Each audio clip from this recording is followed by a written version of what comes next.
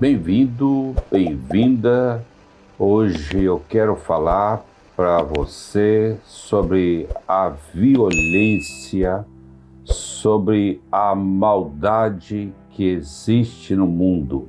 Lá no primeiro livro da Bíblia, no capítulo 6, está escrito: viu o Senhor que a maldade do homem se havia multiplicado na terra e que era continuamente mal todo o desígnio do seu coração.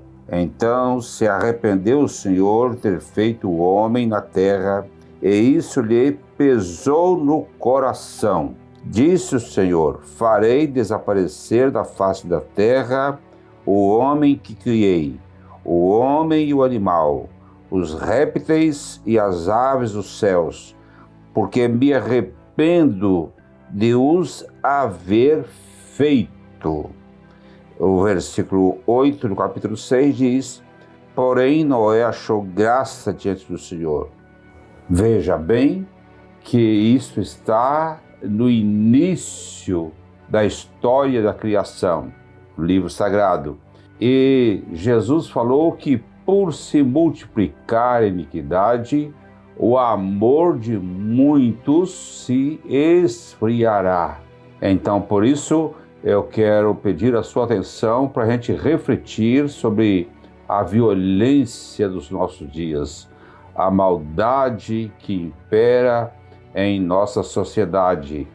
Os diferentes tipos de violência produzidas pelos sistemas mundiais são articulados e disseminados pelas mídias sociais, buscando consumidores de audiência, usuários de serviços, compradores de produtos e oferecendo segurança para a população. O mercado lucra enormemente com o medo, vendendo equipamentos de proteção, medicamentos, seguros, armas e muitas outras coisas.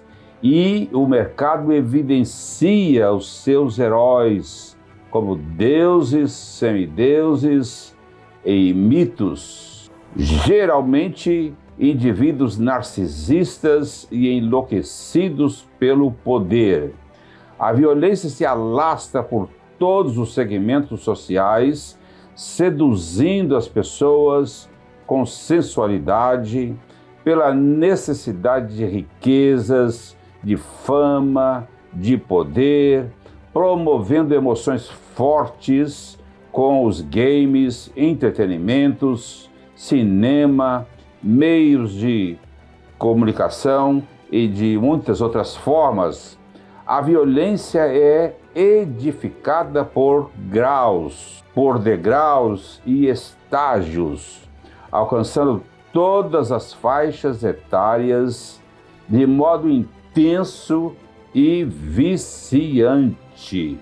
Começa desqualificando as pessoas pela cor da pele, pela nacionalidade, pela religião, por deficiências físicas, pelo sobrepeso, pelos endereços dos indivíduos, contaminando a reputação do outro, o outro que momentaneamente carrega o estigma de diferente, de esquisito e de esquecido.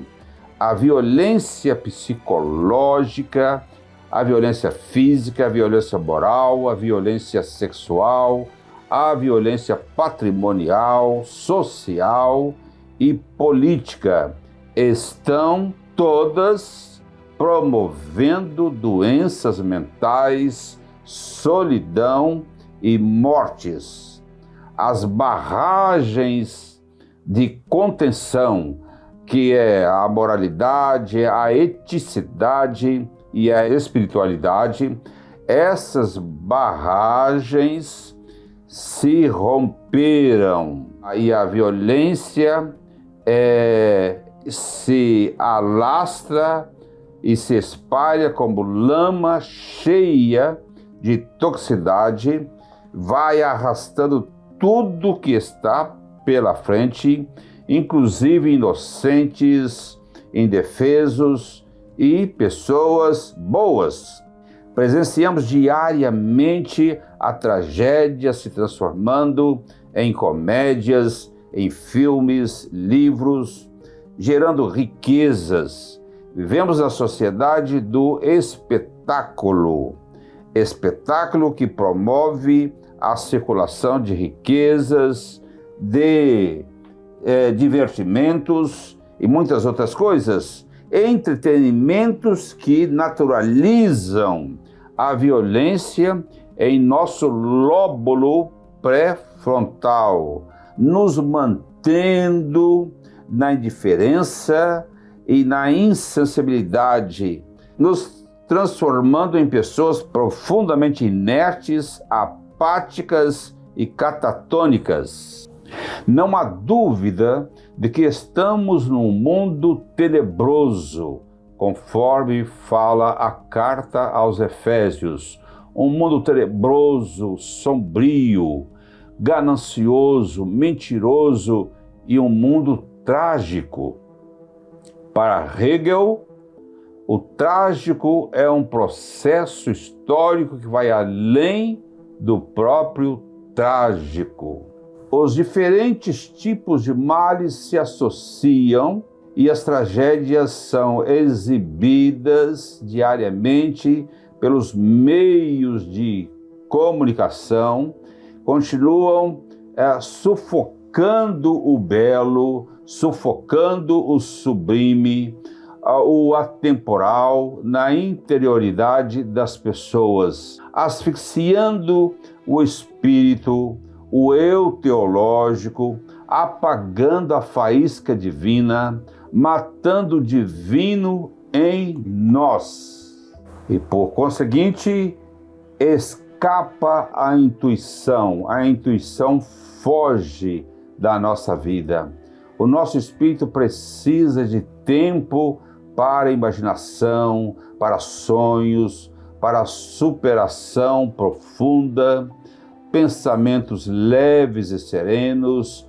Precisamos ir nos desconectando da poluição sonora e da poluição visual. E desse modo damos conta da nossa singularidade, que em certos momentos requer a abstração, ficar só ou ficar fora de si, ou fora do terrorismo, da violência diversificada. O interessante em relação às maldades é não dar-lhes crédito a ponto de superestimá-las, porque quem fica impressionado com o abismo pode acabar sendo puxado por ele. As cores e as formas de violência não podem distorcer a nossa visão do bem, não devem nos paralisar com indiferenças. Evitar a exposição de violência é uma atitude inteligente, pois a ciência explica que em função da evolução humana, da luta e fuga do cérebro reptiliano para o instinto de sobrevivência, os eventos dolorosos são armazenados com prioridade em nossas memórias. E isso é explorado com eficiência pelos sistemas mundiais de comunicação, inclusive pelas telenovelas, pela dramaturgia, pelos cineastas, pelos musicistas e por líderes de certos segmentos religiosos. Portanto, diante dessas informações, não basta fugir do mal em si, mas de escapar com rapidez da própria aparência do mal, das sombras do mal e de indícios da violência. Ficar distante para preservar o sentido da vida, para se espantar com o sublime, mantendo a unidade da existência humana. Quando o indivíduo abre mão de suas capacidades reflexivas, quando abandona os valores morais, quando minimiza os valores éticos, quando debocha da espiritualidade, quando não respeita os que pensam diferente, esse indivíduo se torna uma pessoa insensível ao sofrimento alheio. Ele fez opção por um comportamento puramente selvagem. Transformou-se num escravo de uma missão e visão maléficas. Para essa pessoa, o único estilo de vida aceitável é o que ela abraçou. Os demais jeitos de vida precisam ser destruídos com as pessoas. É a maldade se alastrando como fungos em todos os segmentos sociais, por meio das redes sociais e dos demais meios de comunicação, com inúmeras derivações do mal. É isso que nós presenciamos diariamente pelos meios de comunicação. O que espanta é que o mal evolui, se diversifica, se adapta na sociedade e circula com rapidez. E dessa maneira os diferentes tipos de males são naturalizados pelos meios de comunicação, pelos líderes civis, pelos militares, geralmente com apoio de certos segmentos religiosos. Há uma tendência humana para o mal, mas cabe ao homem, à mulher, escolher ou não o caminho da perversão, do sadismo, do sadomasoquismo, da exploração. A decisão é individual. Quem está a serviço do mal tem comportamento calculista. São pessoas frias, procuram sempre justificar os seus atos e sempre afirmando que estava ou está obedecendo aos seus superiores. Essa pessoa não assume responsabilidade pelo seu comportamento destrutivo. O mal tem, como disse, tem grau, tem degrau, tem graduação, tem patentes em toda a nossa sociedade. O interessante é que os sistemas produtores do mal, os financiadores desses sistemas e as pessoas que estão a serviço do mal são todas igualmente responsáveis individualmente e coletivamente pelas tragédias que nós presenciamos cotidianamente. O antídoto contra a prática do mal é a reconciliação do homem consigo mesmo e com Deus. É amar o outro como a si mesmo. É a busca de autoconhecimento e a abertura para novas ideias. O antídoto é o acolhimento do diferente. É viver com independência, com autonomia e com responsabilidade. O mal está interiorizado na humanidade e na medida que se tenta a simplificação da natureza humana com o incessante interesse em relativizar os valores morais com o espancamento dos valores éticos. A vida é reduzida ao aqui e agora, no materialismo, no vazio, na perda de sentido, na desesperança. O bem foi triturado ou está sendo triturado e desalojado. A luz se apaga com a prevalência do mal. O mal é ausência de luz. O mal habita na escuridade. Ele cega. O mal emudece. O mal ensurdece, ameaça, persegue e mata. O desejo imoderado de satisfação da sensualidade, a ganância desenfreada de bens materiais, os discursos sedutores, a manipulação da verdade, a busca pelo poder a qualquer preço, a procura inescrupulosa pela fama. Esses e outros malefícios são produzidos no cérebro do indivíduo. As propagandas incentivam diariamente a busca pela excitação intensa de prazer corporal, de diferentes modos, numa permanente modelação da população. Tudo isso ocorre com a tendência nata para o mal.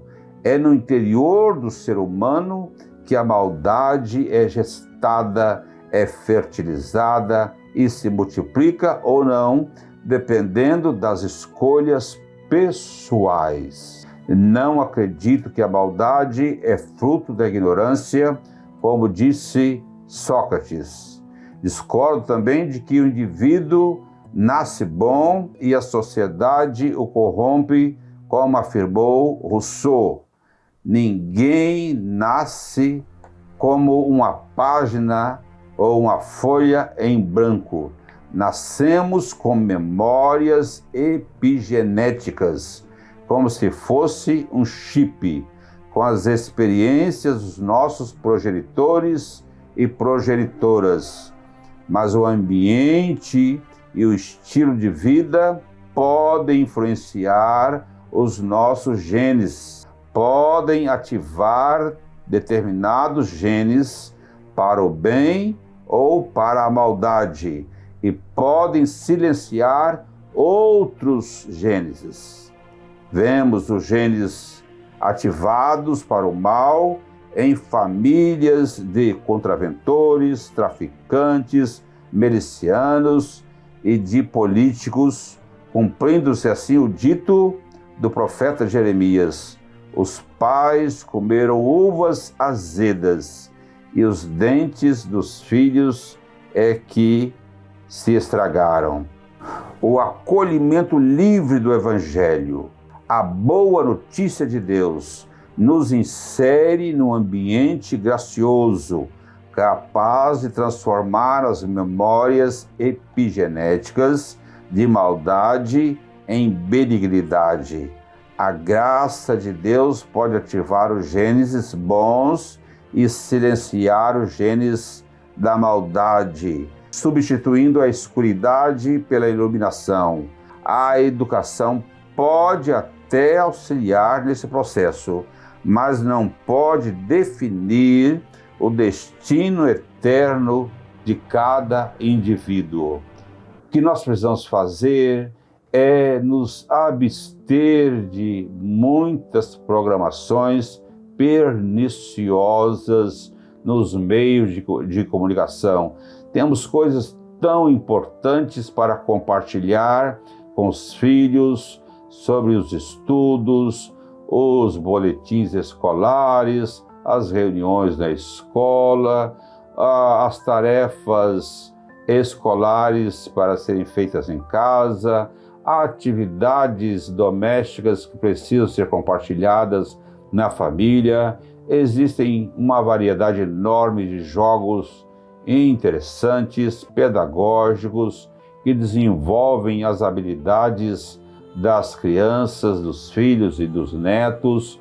Enfim, nós precisamos ter tempo com a família para a espiritualidade, para a meditação, para a reflexão no grupo, para compartilhar as vitórias, as conquistas do dia a dia. Esse tempo é um tempo que tem que ser inegociável, é um tempo que nós precisamos planejá-lo, nós precisamos tê-lo com os nossos familiares, nós precisamos levantar tabernáculos em nossos próprios lares e nos afastando assim da maldade e da violência que vem de uma maneira tão agressiva, solapando os valores morais, éticos e espirituais.